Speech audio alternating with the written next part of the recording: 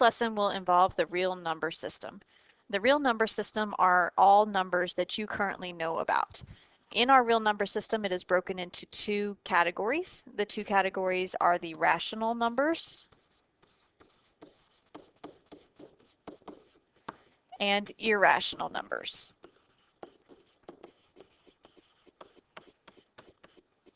Smaller categories are known as subsets in this system. The irrational numbers do not have any smaller subsets. But on the rational side, those numbers can be classified into other subsets. Below rational numbers are your integers. Below integers are your whole numbers.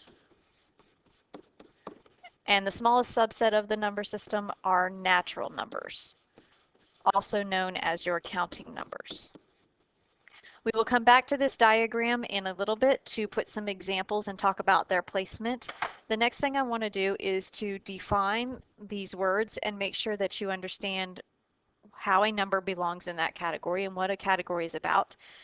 Each category of the number system has its own symbol. If you wish to memorize those symbols instead of writing the words, I am okay with that. However, some of the letters do not make sense with the words that they are attached to, so it may confuse you more than it would help you. If you don't want to memorize the symbols, then you do need to learn the words and what they mean. Like I said, every number that you know of is a real number. So your real numbers are the symbol R, which makes sense, and they consist of all rational and irrational numbers.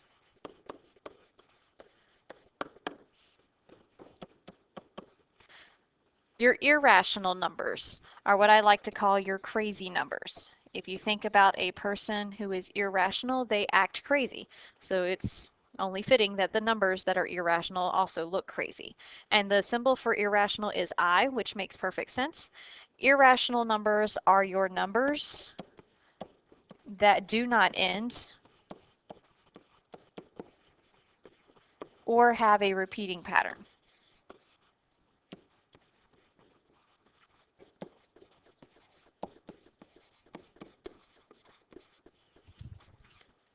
Hence the term crazy. They keep going forever and have no repeating pattern that we can predict. The other side of the coin is the rational numbers, and rational numbers have the symbol Q, which makes absolutely no sense to remember, and there's no connection to easily remember that. The easiest way to remember what rational numbers are is by the word ratio right in the front. A ratio can be written as a fraction, so these rational numbers are any numbers that can be written as fractions.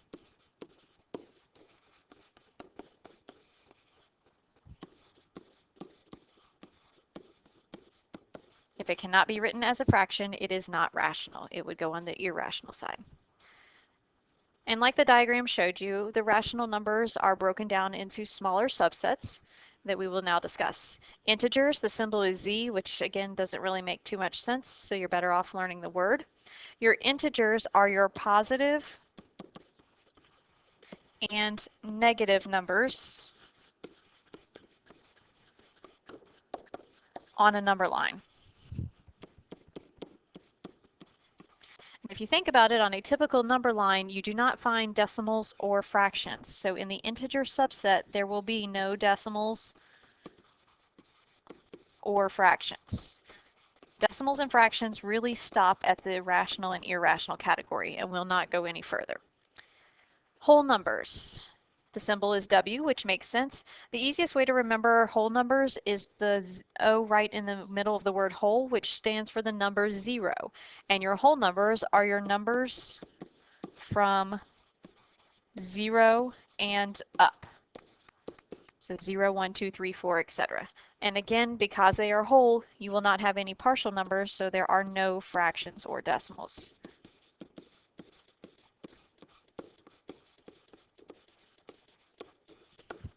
The last and smallest category of the real number system are what are known as your natural numbers or your counting numbers. When you naturally count, you start 1, 2, 3, 4. Okay. And again, the symbol is an N, which does make sense. Okay, so these are the numbers 1 and up. The only difference between the whole number category and the natural number category is the number 0. 0 belongs as a whole number but does not belong in natural. All other numbers in those two categories are exactly the same. Now that we have defined the words, we're going to go back to the diagram and I'm going to talk through some examples and how to place them in the diagram in terms of where they belong. The first number I want to discuss is the square root of 2. On your calculator, your graphing calculator, if you look above the x squared button in light blue, you find the square root symbol. Because it's in light blue, you have to hit the second button and then the x squared button so that the square root sign pops up on your screen. Then you type in the number you wish to take the square root of and hit enter.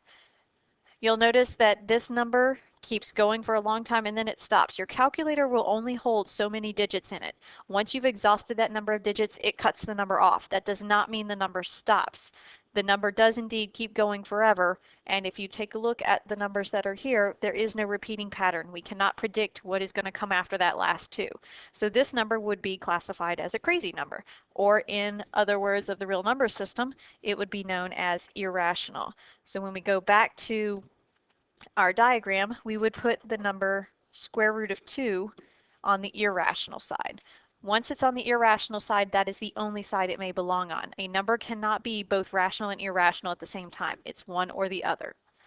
The next example I want to talk about is the fraction 36 over 6, also read as 36 divided by 6. You have to actually evaluate that. 36 divided by 6 is 6. So we're actually thinking about the single number 6. Is 6 able to be made into a fraction? Yes, it is. You put a 1 underneath it and you've got a fraction. So 6 will belong on the rational side. Will 6 be found on the number line? Yes, it is. So it is an integer. Is it a whole number above 0? Yes, it is. Is it a natural number when you naturally count? Yes, it is. So you always want to put your example in the smallest category that you say yes to. So because it is a natural number, we will put the 36 divided by 6 in that box. Because it is part of the natural number, it automatically tells you that it is part of the other subsets that the natural category is inside of. The next example is the square root of 10.24. So if we go back to our calculator and we type in second square root button, 10.24 and hit enter, the calculator tells us 3.2. That decimal has stopped. We can make 3.2 into a fraction. So when we go back to our model, 3.2 is going to go on the rational side. Right? Decimals and fractions do not go anywhere past that category. You will not find them in the integers, whole, or natural category. So square root of 10.24 is rational and nothing else. The number 0, we talked about this a little bit before. 0 is rational. You can make it any whole number into a fraction by sticking a 1 underneath. 0 is on the number line. 0 is a whole number. 0 is not a natural number. So the smallest category that 0 belongs to are your whole numbers. Negative square root of 64. If you evaluate that, that comes out to be negative 8. Can negative 8 be made into a fraction? Yes, it can. Stick a 1 underneath it. So it is rational. Will you find negative 8 on a number line? Yes, you will. Is negative 8 a whole number? No, it is not. So the negative square root of 64 has to stop at the integer category. And the last example that we'll take a look at is the fraction 3/7. Don't think too hard with fractions, guys. If it's already written as a fraction, it has to be a fraction. So it's got to go on the rational side. Do not type it in the calculator and try to see what decimal it's going to be. It doesn't matter. If it was already made a fraction, you don't need to look anywhere beyond the rational side. Will you find that fraction on a number line? Absolutely not. So 3/7 will stop in the category of rational numbers. Okay. Some other irrational numbers that you will need to take into consideration, not just your square roots, are numbers such as pi, which is the most famous one, and numbers such as 3.2456 ... That ... tells you the number is ongoing, and as long as you cannot predict due to a pattern what the next number is going to be, then that is what is known as a crazy number, thus making it irrational.